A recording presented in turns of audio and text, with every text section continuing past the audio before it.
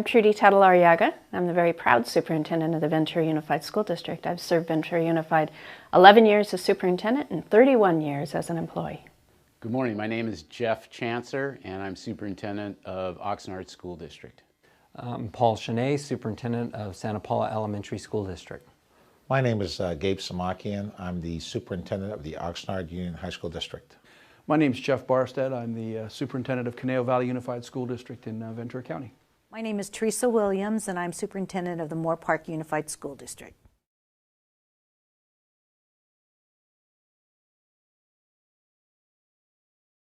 I think that the large-scale media and perceptions are just dead wrong. I've been in public education for 35 years. I've never seen us being more effective. We know now what works. When you look at academic test scores in this state over the last 10 years, and you can have whatever opinions you want about those academic test scores and their relevancy, I happen to find them to be very relevant. I think they measure the kinds of things that we generally want kids to learn, and they are up across the board. And they are up as revenues to education have gone down. I don't think we've ever been stronger. I don't think for us the path has ever been clearer. We've got to have the resources. We've got to have the resources. But if we get cut at the level they're talking about in November, I'm not sure we're going to be able to recover for a decade. One of the things that is our strength right now, at least in my school district, is that people have maintained their dedication to kids and their joy at being a part of education, in spite of the fact that we've given them furlough days, their compensation has been reduced, the supplies and materials they need to teach have been reduced, but it hasn't broken their spirit.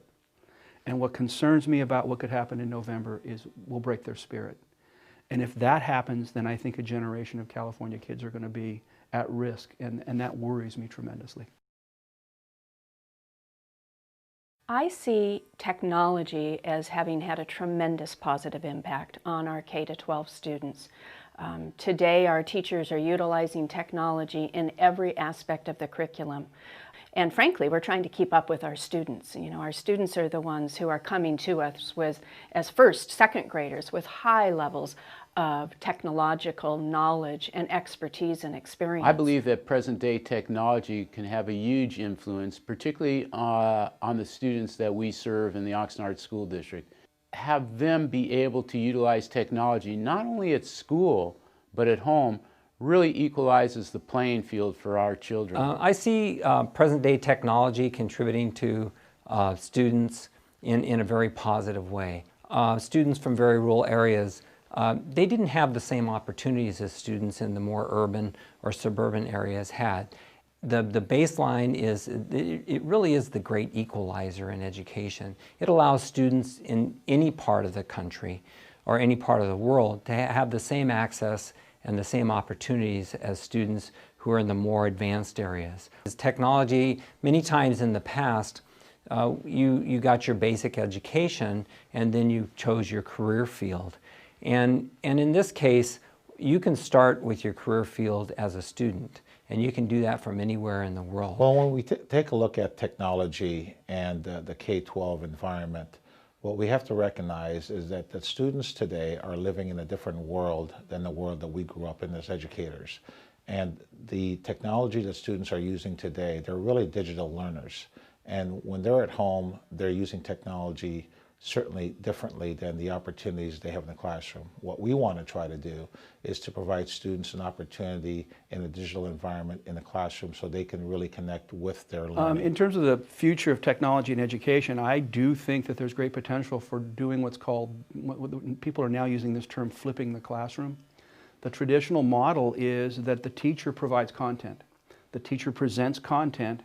When kids are on their own, they're practicing skills. When I think about the future of classrooms, you know, I have to think about today, because just in my 11 years as superintendent, the classroom has changed dramatically. Today, whether you're in a kindergarten classroom or a high school seniors classroom, you see whiteboard technology, you see smart boards, you see students using netbooks, you see students using iPads, students are taking out their iPhones to get the answer that was just asked of them by a teacher. And frankly, I can't imagine what it's going to look like 10 years from now. The future is here. The future is here, and we're just trying to keep up with it. Technology can be integrated in a variety of different ways. I think that we need to get away from the teacher being the person in front of a group of students and let students explore things and learn on their own, and the teacher being more of a resource. If I was to look at classrooms and how technology impacts classrooms today or in the future, I think you'd see something that you have never seen before. Number one,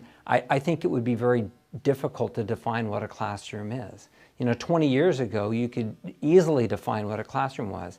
You went to a school and you had many classrooms, and those classrooms, would be in some sort of organized fashion of a building. And today, the classroom can be anywhere.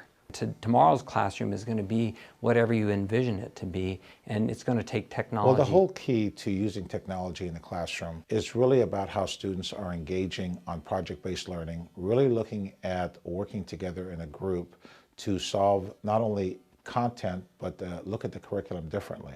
I think students have to be given the opportunity to work together, look at data, put together some solutions using not only the web, but a lot of resources that are out there that will help them understand how to pose the problems and how to respond to the questions differently than just simply sitting in the classroom and giving an answer. And a lot of what we're looking at right now in technology is that you can present content through technology.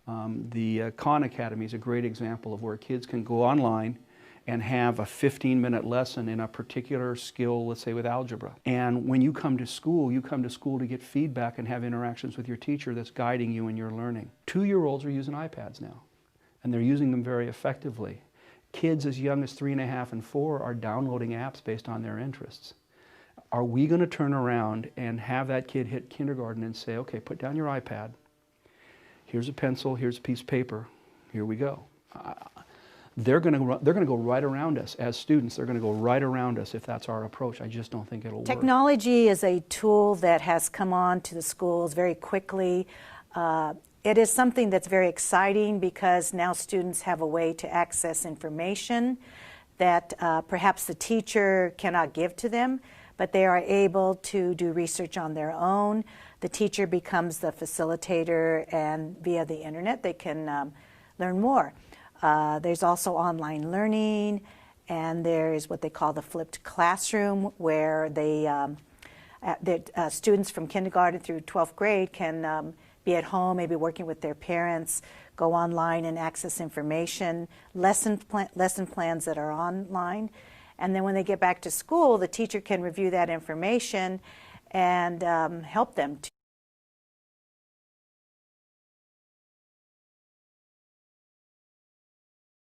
Other ways of generating revenue include our community. And at this point in time, we could not do it without our community partners. Our community partners have really wrapped their arms around us, and they have provided additional resources, additional services through our foundation, the Ventura Education Partnership, through PTAs, PTOs, through our Chamber of Commerce, our city. They have all come forward to make certain that the children of Ventura continue to have quality services and programs. I think the new sources of revenues that we need to look at is work with corporations and businesses in our community to have them contribute to the future of the city of Oxnard, where I'm employed. A community like Oxnard, if they want to be this 5-star community for the people in Oxnard, that will only happen if the schools in Oxnard are 5 stars. But if we want to attract business and community members to the city of Oxnard, we have to have a top-flight education system. I believe that when we look at new revenues, we really have to think differently than we've thought in the past. In the past, we've thought that we've gotten a certain amount of money from the state or local taxpayers. We got some donations from maybe community members or some local businesses, and we use that to develop our budgets, and we went about our way. And then you have to look outside of your traditional tax resources and look to many kinds of resources, including resources that you can generate through technology. Each person, you know, rather than one person giving $1 million, you know, we can have 1 million people giving $1. The current economic crisis that we're in terms of generating additional revenue for schools is really challenging. And I think that what we have to do is not to be solely dependent on Sacramento or the federal government, even though that's a strong revenue stream. We're going to have to be really innovative and creative, working with business partnerships and creating alliances with our business so that when we produce our students for the economy and our partners in Ventura, businesses will then be able to contribute and want to contribute with us in terms of designing the learning to serve them as well. When somebody asks me about new ways to raise revenues for schools and challenges me in that regard, I got to tell you, at this moment in history, it pisses me off. I don't think our job should be how to scrape around to find bottom of the trash can revenues to support education. I don't believe we're getting the resources in California that kids deserve. If we were grossly wasting money in California education, then the rest of the country is absolutely throwing money out the window, because we're now 47th out of 50 states. And we're something like $3,500 below average per child. I think we have to look to our broader culture and say, what's a good education worth? Today in today's schools, we are being asked how we can acquire more money because we know we're not getting what we need from the state.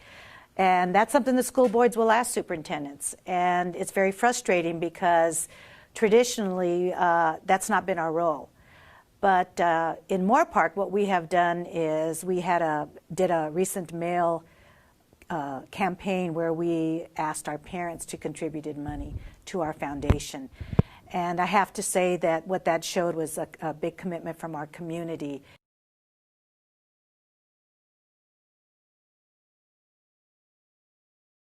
When we think about our graduates today, certainly, we want them to be prepared for college and university. Every child should be prepared, but not every child is going to make that choice. We want children, adults, young adults, who graduate from high school to have an array of choices, and that might be going straight into adult education program, into an opportunity for them to hone a skill where they have found a talent or a passion or desire. It might be to go on to a 4-year university and on through graduate studies. It might be to serve our country through the military. It might be to go directly into the workforce because we have prepared them in the K through 12 system to be really well-prepared citizens for the workforce. So the most important thing is that our children are work-ready, college-ready, to go wherever they choose to go and be successful in whatever role they choose. Students need to be exposed to a variety of different interests that they're enthusiastic about. Students and adults, in my opinion, need to be able to follow their passion, whatever that passion is. Whether that passion is going to Harvard, whether that passion is going out and being an electrician or working on cars, whatever that passion is, they need to be able to follow that. Yet they still need to be able to have the education to be able to do that particular job. If a student wanted to work on cars, which is a strong passion for many, they still need to have an incredible education. They need to know technology. They need to know the physics of engines.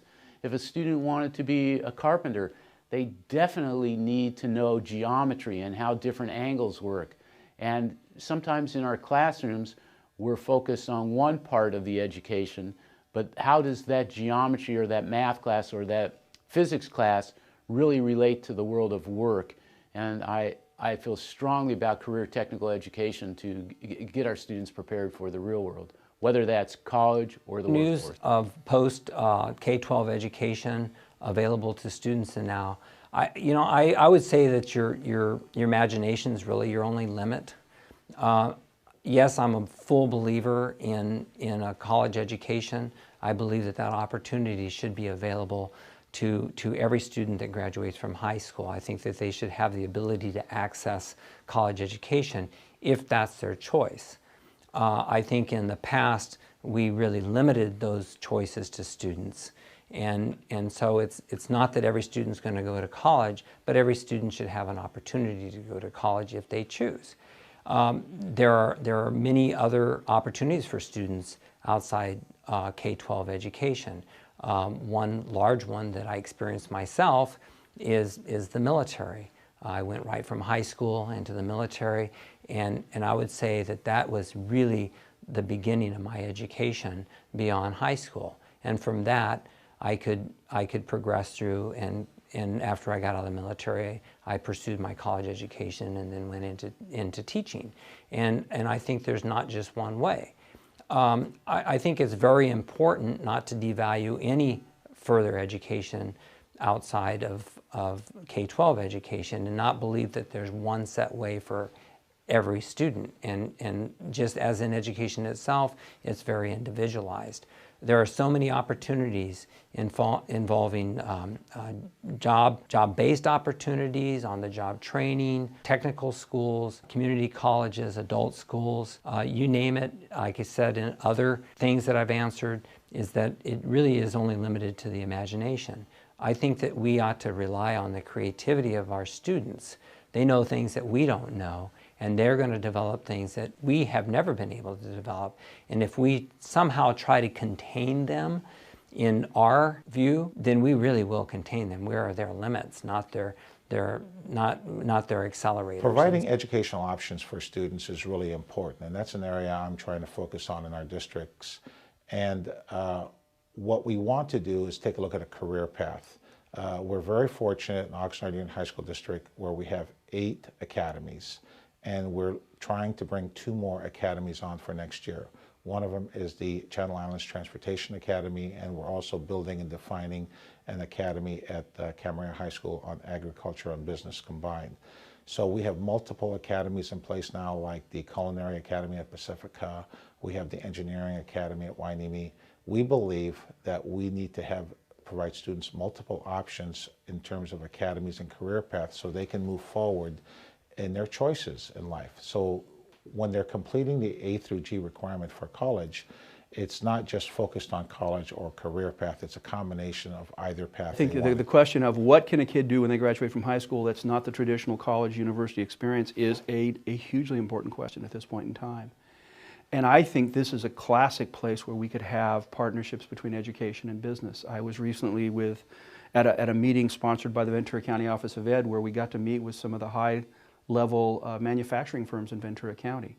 They're looking for something that's past what we produce, but that doesn't require a college education.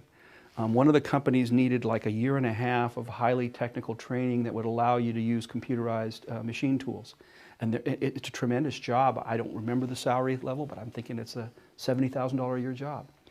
But they don't have, they're not taking high school graduates that are promising in math and science, and yet they don't even need a full community college degree. So, I kind of, and this is one I'd like to kind of turn back on the business community.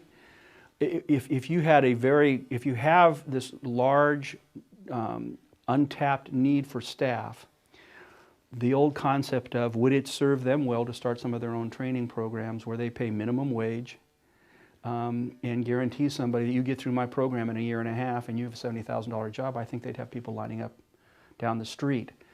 I do know from both professional and personal experience with some of my friends' kids where they're going to technical schools that promise a lot, they cost a lot, and they haven't delivered on the back end with the jobs. Be it network training, chef training, some things like that. I think there's some other areas right now where, for example, medical assistants and stuff like that. We have a very good medical assistant training and phlebotomy training in our adult school in Conejo. And we're producing people that are ready to be employed and they're getting good employment. So clearly we're unless you want to work minimum wage in a service industry, there's this niche between the fully college educated person and the person with enough very specialized technical training to get entry level in really good jobs. And I think we collaboratively need to figure that out. I think there's a place there for adult education. I think there's a place there for the community college.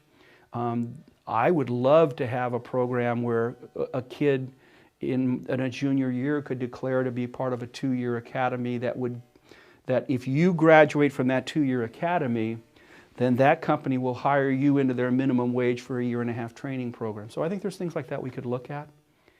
It's tough right now though, because resources are tight. The resources are tight in private industry right now, and resources are tight in public education.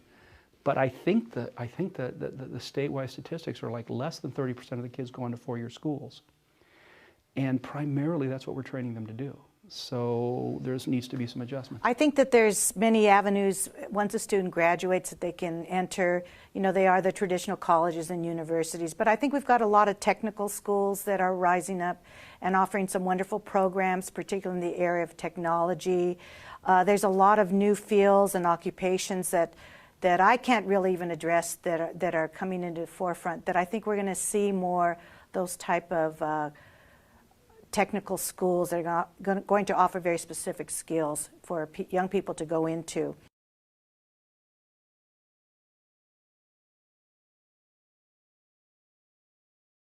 Well, in the Ventura Unified School District, we have a motto, and our motto is safe, healthy, and high-performing schools for every child. And that motto has been said 1,000 times over. I see it on marquees, I see it in newsletters, I hear principals say it, and certainly as the superintendent, I've said it as many times as I can imagine. But in Ventura Unified, safe does not mean high fences and metal detectors. Safe means connectedness and belonging and finding a spot and making sure that you are well respected on a campus regardless of who you are or where you come from or what you bring to the table. And that includes safety for our staff members, safety for our students, safety for our parents. Healthy is an aspect that we're really proud of, and health includes what we feed our children. It also includes the social emotional well-being of our children through our wonderful counselors and opportunities for our students to participate in programs such as Lesson 1, programs such as asset development, or being on the basketball team. I mean, that's an opportunity of a healthy environment. And then, of course, the high academics, high performance. I think it follows. I don't think you can have one without the other. I don't think we can have high academic performance if our children don't feel like they're in a really safe and healthy place first. So we never lose sight of the fact that we're dealing with children, and it is our privilege and our responsibility to ensure their safety and their health, and then we can create the mathematicians and scientists of our future. Our mission is to provide hope and energy and passion for all the kids that we serve. And when we say all kids, we mean all kids. Too important for us not to address all kids. And sometimes that's difficult with large class size, 30 children in a kindergarten classroom. But there's nothing more important. And we are so blessed that we have such great teachers and wonderful administrators and an incredible support staff that provides just this wonderful service for all the children and families that we're so fortunate to serve in the Oxnard School District. The mission statement for Santa Paula Elementary School District is quite diverse, and it really talks about us being an agriculture community and how we provide individual education to students so that they can achieve their academic success and be productive citizens throughout their lifetime. And I think that's key. One of the great reasons I like being in Santa Paula, it is an agriculture community. I come from a long history of agricultural family myself. My family having been in the farming business since the early 20s. And I grew up that way, and it's a great way of life, and that's the way of life we have in Santa Paula. It's kind of a unique area in that we are very agriculture based, and if you just look at Santa Paula compared to other areas of Ventura County, you know, if you look at it in isolation, you'd think it's a very rural agriculture area. However, we're only about an hour and 15 minutes from downtown Los Angeles, and so it really kind of blends the both. And so I think having that small town feeling, and the best part of Santa Paula School District for the education of youth is it is that rural small school feeling with a 21st century education. And for that, we can provide for our students the high academics, the high social and behavioral type education that turns them into very productive citizens ready to go anywhere in the world and succeed. The Oxnard Union High School District's mission statement that we're trying to redefine the high school experience for the 21st century learner. What that means is that in a traditional sense, we have prepared students for a pathway. And what we need to recognize is that preparing students for the 21st century. If I was to state the mission statement, actually we don't, if I was to state mission statement of Conejo Valley Unified School District, I tell you we don't have a mission statement because I'm not a big fan of mission statements. I do like strategic plans of 2 pages or less. You know, I like to see things focused and relevant. We always talk about the big 3, which is world-class academics, activities that move children's hearts, and safe schools. Academics speak for themselves. Activities for me are fine and performing arts, academic competitions like debate, mock trial, Olympics of the mind, and then athletics. And then finally, safe schools. Ultimately, school should be a place that's physically safe for kids, a place that's emotionally safe for kids. That's our mission. That's what we strive for. We hit the mark sometimes and sometimes. Our mission statement would be that we are committed to find the best in every student and provide a rigorous education for each and every student in Moore Park.